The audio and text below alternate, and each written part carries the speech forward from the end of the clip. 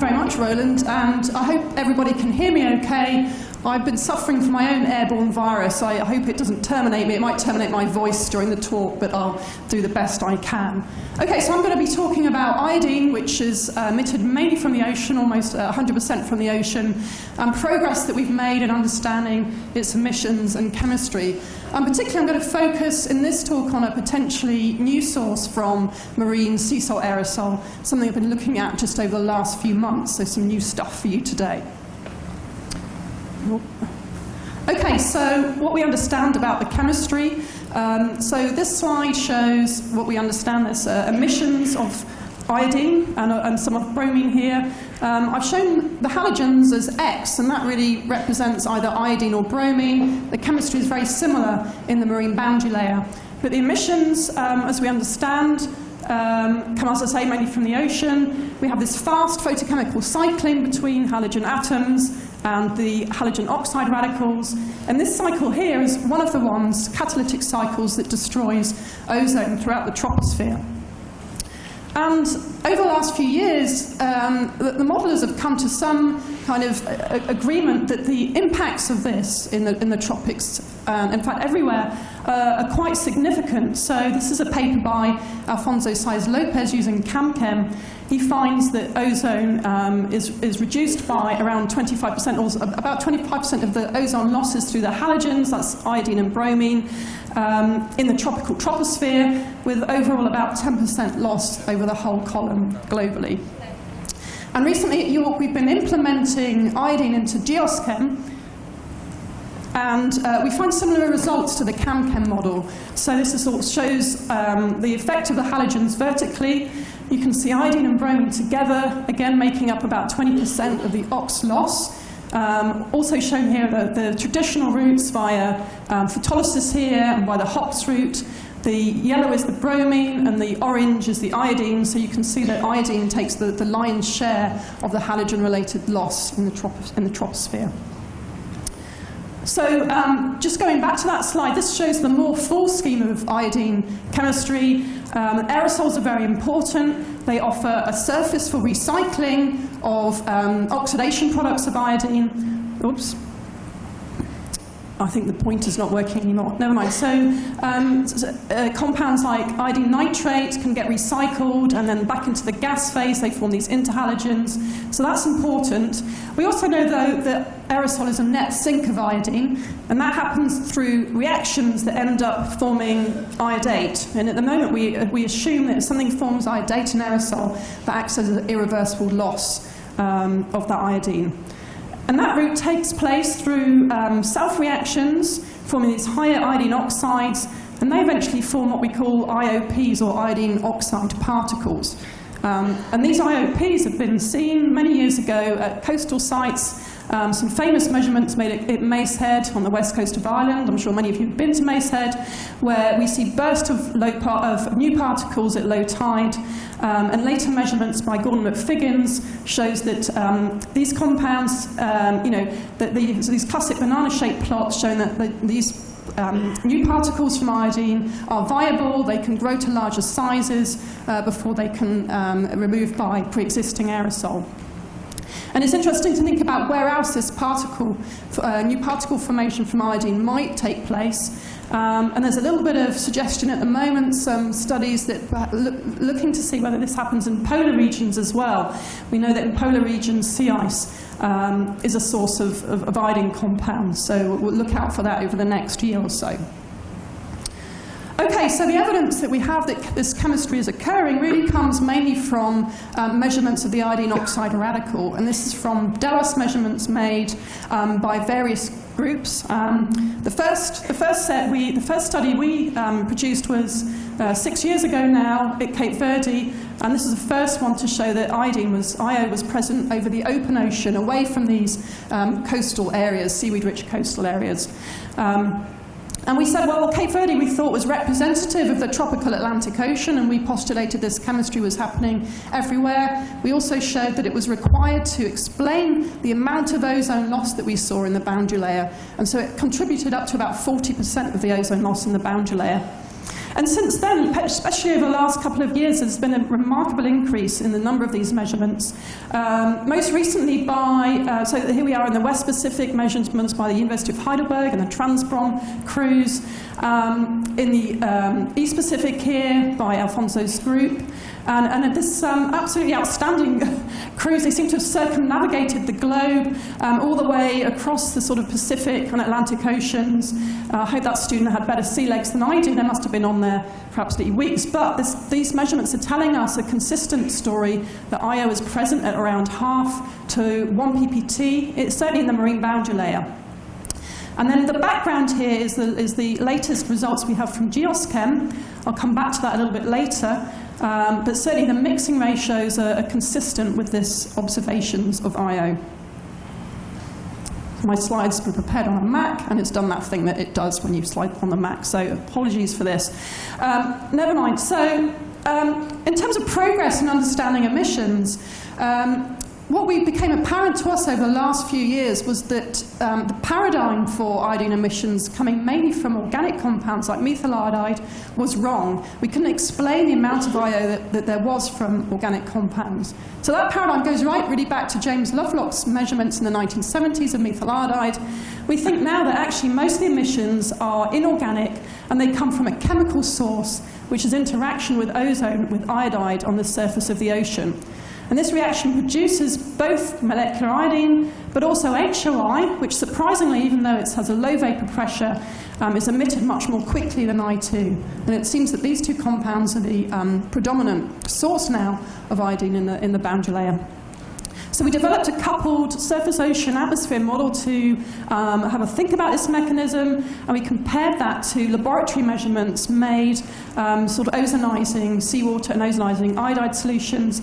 This was in collaboration with the University of Leeds.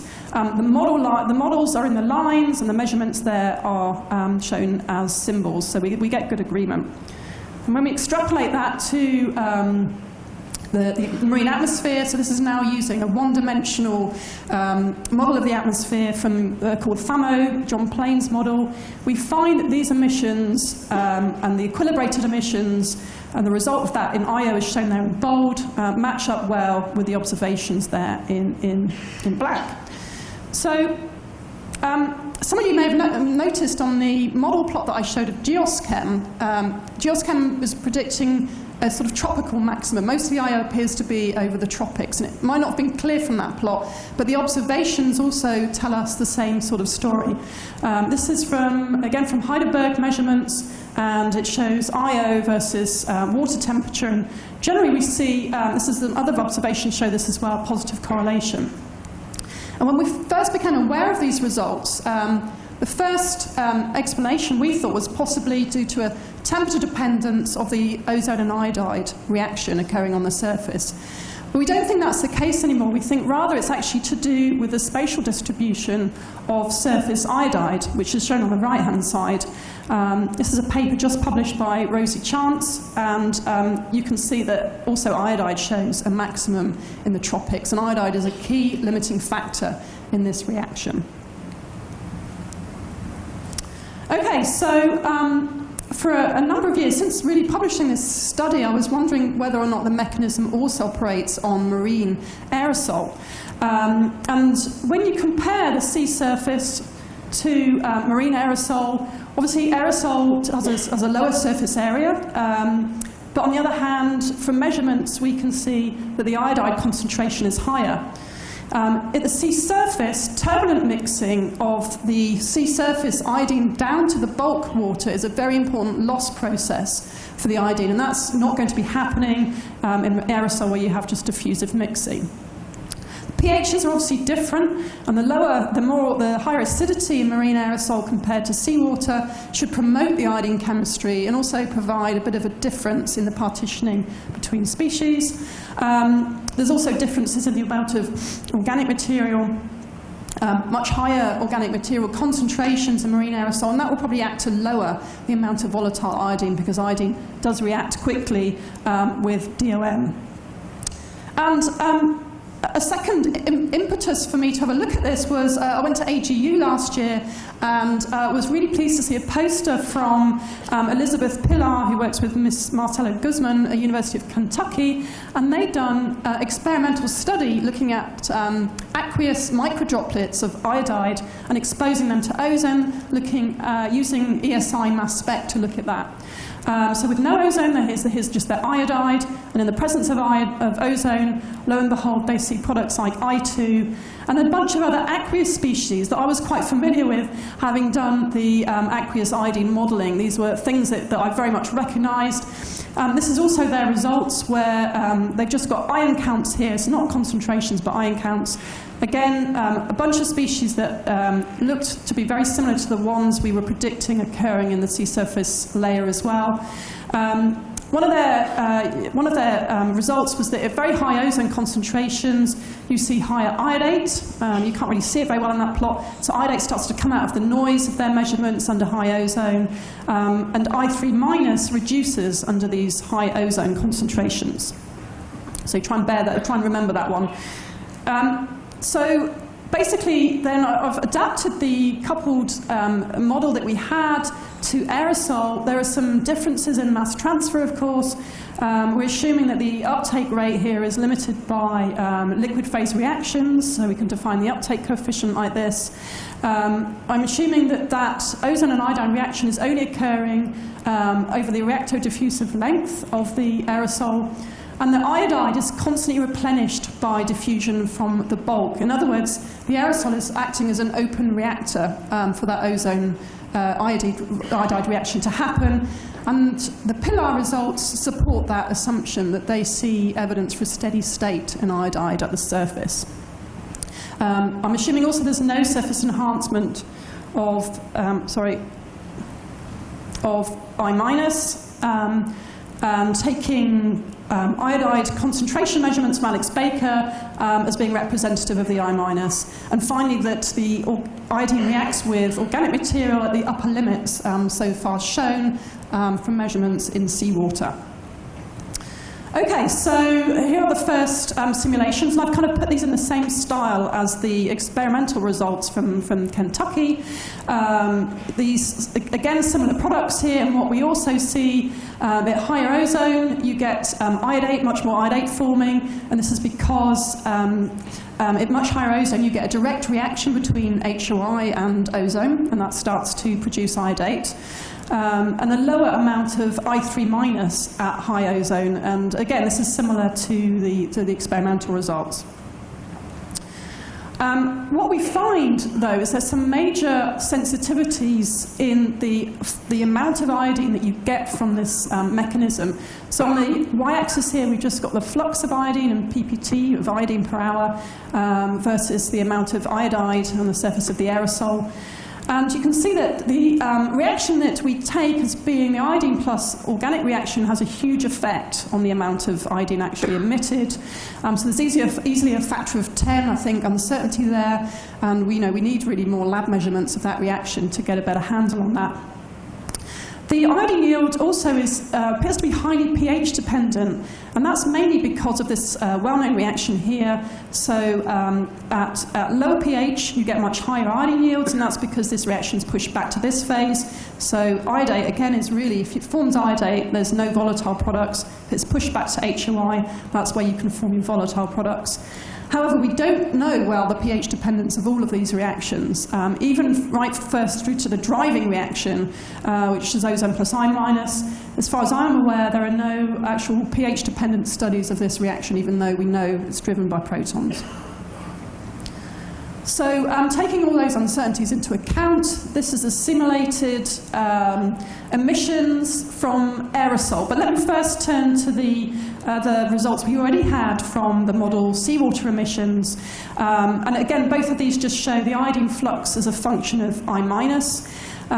When we do these studies over seawater, we find that HOI is by far the dominant emitted product. It's about a factor of 10 higher than I2, and ICL and IBR, the mixed halogens, are pretty much negligible. However, when we turn to aerosol, we find a very different picture. It appears that the main products here are instead ICL and IBR, and HOI is very, very low indeed.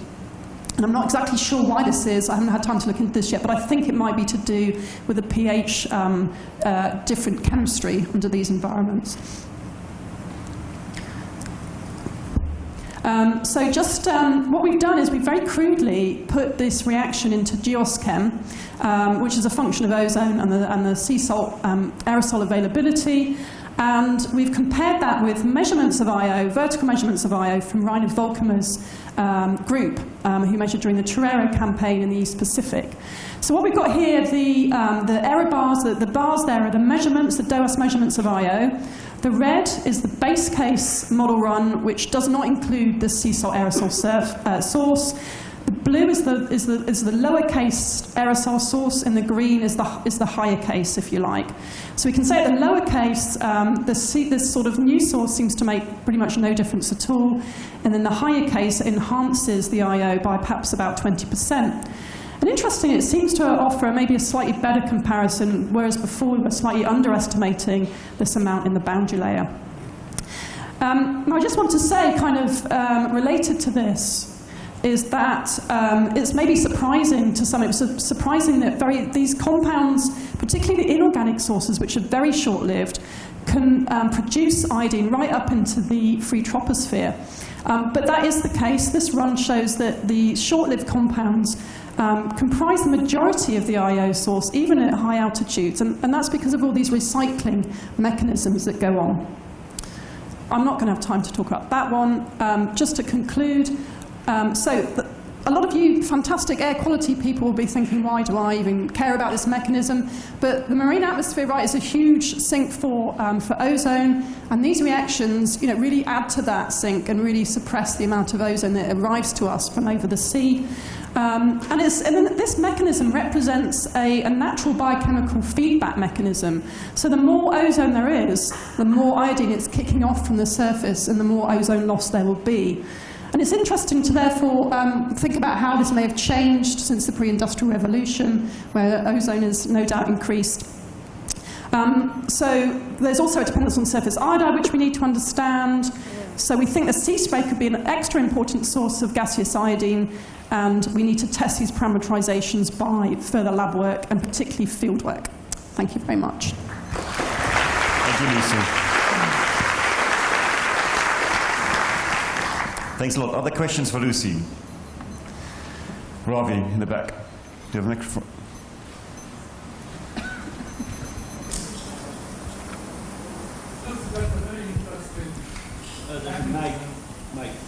Thank you. Very interesting talk and very interesting mechanism. I'm still perplexed why you wouldn't have more ICL or IBR than I2 or HOI. If you run those models, it seems to me because of once you make I minus going to I, you really tend to make ICL minus, and that should be one of the largest species coming out. Not in the sea surface. We don't find that, partly because there's just so little time for the HOI to get out of the sea. It just doesn't have time to do that. And it's by far the major aqueous product formed in the sea surface microlayer. And actually, some of that chemistry where you have I minus and Cl, some of that actually recycles back as well. There's quite a complex set of reactions. But certainly, I think in the aerosol, where the pH means that rather than, the HOI to I2 equilibrium is really important. And as you lower the pH, it shifts it more to I2. And that gives those I2 plus, Cl minus and other reactions more of a chance to happen. I think that's what's happening on the aerosol. Are there any further questions for Lucy?